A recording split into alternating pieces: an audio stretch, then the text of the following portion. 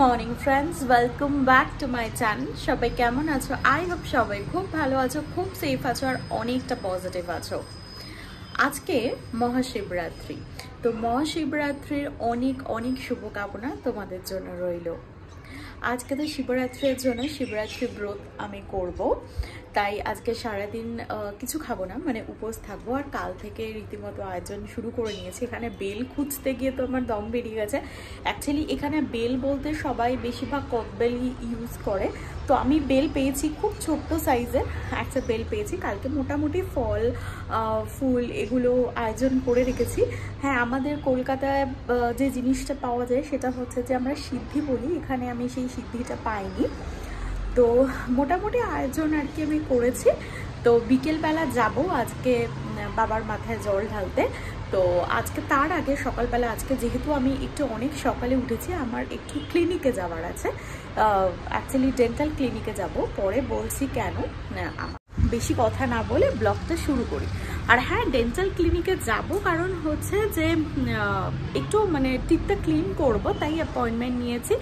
আমি মানে এটা আমার ইচ্ছা যে বছরে একবার করে টিথের ক্লিনিং করলে ইন ফিউচার মানে তাতে কোনো রকম ক্যাভিটিস বা এই সমস্ত কোনো রকম প্রবলেম হবে না। আর তাছাড়া হাসলেও বেশ মুক্তোর মতো দাঁতটা দেখতে লাগবে, তো সেইটা আমার বেশি ভালো লাগে। আর এমনি কোনো প্রবলেম নেই, তাদের এমনি কোনো মানে আমার সমস্যা নেই বা এমনি কোনো প্রবলেম নেই। জাস্ট এই জন্যই একটু ক্লিনিকে যাব সকালবেলা, বেশিক্ষণ হয়তো লাগবে না, তারপরে বাড়ি আসবো। তো কিভাবে আমি মানে সকাল থেকে প্ল্যানগুলো আমি রেডি করে রেখেছি সবটাই তোমাদের সঙ্গে শেয়ার করবো। চলো দিনটা শুরু করা যায়। বাকি ফল টল সমস্ত কিছু নিলেও আমার ডাবটা কেনা হয়নি, তাই আমি ক্লিনিক থেকে যখন ফিরছিলাম তখন এই ডাবটা দেখতে পেয়ে আমি ডাবটা নিয়ে নিলাম। এবার নিয়ে আমি বাড়ি যাব, কারণ সন্ধেবেলা বাবার মাথায় জল ঢালতে তো ডাব তো লাগবেই। তো ডাবটা নিয়ে বাড়ি যাচ্ছি। তো চলো, তারপরে যেতে যেতে আমি একটা ফ্রুট জুস খেয়েছিলাম, পাপায়া শেক, তো সেইটা খেয়ে তারপরে আমি বাড়ি গেলাম। তো চলো।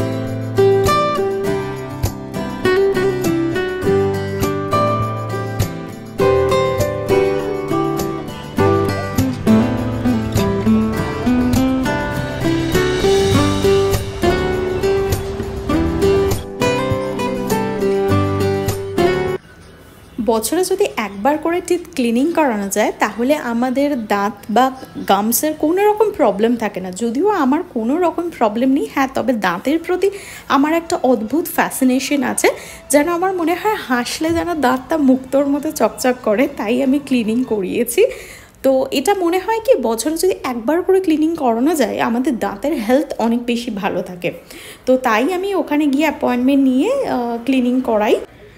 আসলে আমরা দুবেলা ব্রাশ করলেও অনেক সময় আমাদের দাঁতের মধ্যে লেগে থাকা খাবারগুলো ছোট ছোট পাথরে পরিণত হয়, তো সেইগুলো যাতে পরবর্তীকালে ক্যাভিটিস সেখান থেকে ফর্ম না করে সেই জন্যই আর কি দাঁতটা ক্লিন করানো। যদিও আমার কোনো রকম প্রবলেম নেই, বাট হ্যাঁ, তো আমার ওই দাঁতটা যেন সাদা মুক্তোর মতো চকচক করে আর ওই প্রবলেম ফ্রি থাকা যায় ফিউচারে যে কোনো কিছু। কারণ প্রথমে শুরুতে কিছু হয় না, কিন্তু পরবর্তীকালে যত আমাদের বয়স বাড়ে নানা রকম সমস্যায় পরিণত হয়, তো সেগুলো থেকে হেডেক ফ্রি থাকবার জন্যই আমি এই ক্লিনিংটা করাই। That's it. এবার চলো, আমি তো রেডি হয়ে গেছি। এবার সুন্দর করে মানে শাড়িটা পরবো, একা একাই পরবো, জানি না কতটা ভালো করে পরবো। আর এই গলার হারটা দেখছো, এইটা আমার বিয়েতে আমার এক দাদা দিয়েছিল।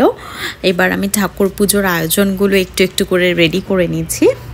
যেহেতু ডাবের জল লাগে, দুধ দই গঙ্গা জল 5 রকম যে জিনিসগুলো লাগে সেগুলো আমি রেডি করে নিচ্ছি এক এক করে আয়োজন করে। তো চলো চটপট করে রেডি করে নিই, তারপরে দেখাবো যে আমার ঘরের ঠাকুরকে আমি কিভাবে পুজো করেছি। তারপরে বাবার মাথায় ঘরে একবার জল ঢেলে তারপরে যাব বাইরে।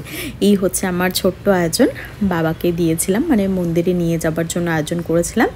দেখো এই ছোট্ট বেলটা, পুচকু সাইজের একটা বেল পেয়েছি। আকন্দের মালা তো পাইনি, আকন্দ ফুল পেয়েছিলাম, আকন্দ ফল পেয়েছিলাম, মালা, বেলপাতা, এই যে ফুলটা। তো এই আয়োজন করে চটপট করে, আমি তো থালায় নিয়ে যেতে পারবো না, তাই একটা ছোট্ট ব্যাগের মধ্যে ভরে নিয়েছিলাম। ভরে ঠোরে তারপরে আমি সব কিছু রেডি করে নিয়েছিলাম। তারপরে এবার বেরাবো। তো চলো, মোটামুটি আয়োজন এদিকে রেডি করে নিয়েছি, আর বাড়িতে এবার ঠাকুরকে একটু ধূপ দেখিয়ে নেবো। ততক্ষণে তোমরা ভিডিওটা দেখতে থাকো। তো তারপরে আমি শাড়ি পরে রেডি হয়ে আমি আসছি। আর আমার ঘরে যে শিব ঠাকুরের ছোট্ট মূর্তি আছে সেখানেও পুজো দিয়েছিলাম। তো এটা আমার বাড়ির ঠাকুরের পুজো। কেমন হয়েছে অবশ্যই আমাকে জানিও। আমি ছোট্ট করে বাবার মাথায় বাড়িতে জল ঢেলেছিলাম। এবার মন্দিরে যাব, তাই মন্দিরে যাওয়ার জন্য একদম রেডি। আমার ঘরের ঠাকুরকেও পুজো দেওয়ার রেডি। অবশ্যই জানিও যে আমার ঘরের ঠাকুরকে কেমন লাগছে, আমার বাবাকে। তো চলো চটপট করে রেডি হয়ে নিই।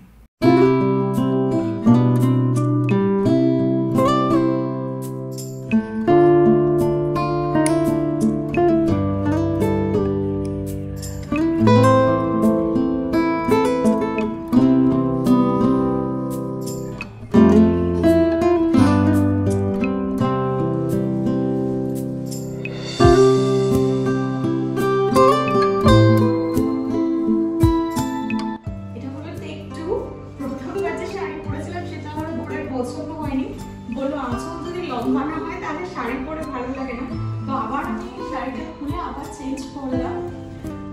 তোমরা জানিও যে আমি একটা শাড়িটা এরকম পরেছি, ঠিক আছে? এবার আমি একদম রেডি।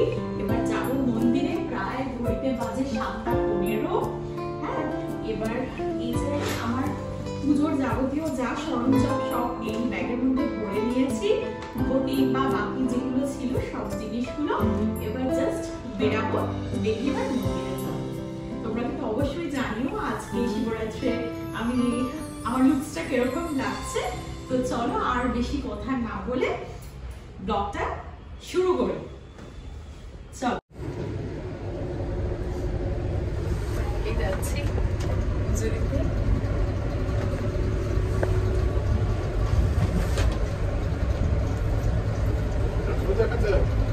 অবশ্যই বার করে নিয়ে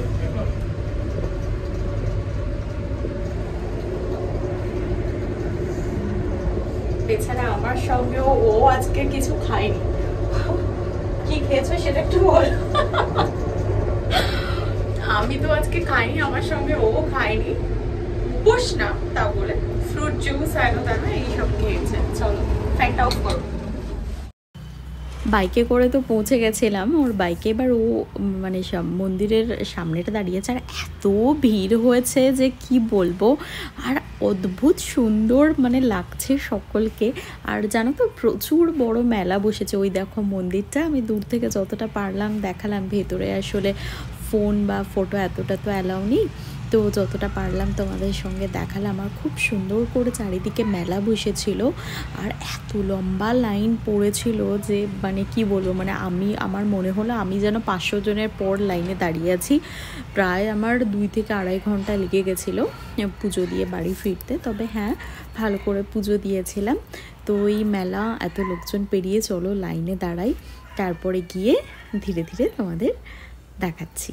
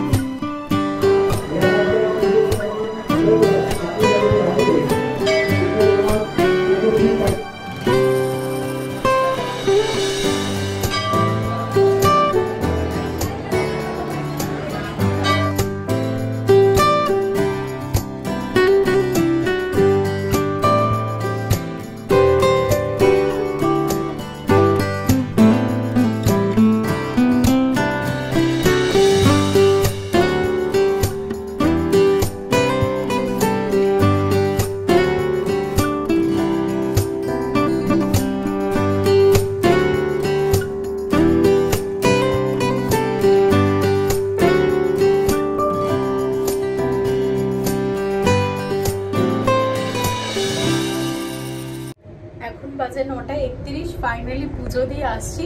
আমার বর তো রেগে গেছে। পুজো দিয়ে ফিরছি, প্রচন্ড ভিড় ছিল, তোমাদের দেখালাম যে কি পরিমাণ ভিড় ছিল। এবার ফাইনালি গিয়ে রাত্রে ডিনার করব আর আমার উপোসটা ভাঙবো। তো আজকের মতো ভিডিও এতটাই। যদি আমার ব্লগ ভালো লেগে থাকে প্লিজ আমার চ্যানেলটা লাইক শেয়ার অ্যান্ড সাবস্ক্রাইব করে দিও। ততক্ষণের জন্য টাটা অ্যান্ড বাই বাই। ওই যে তোমাদের দেখালাম না, একজনের ফেসটা একদম পুরো গজমজ হয়ে গেছে, মানে রাগে এতক্ষণ দাঁড়াতে হয়েছে বলে।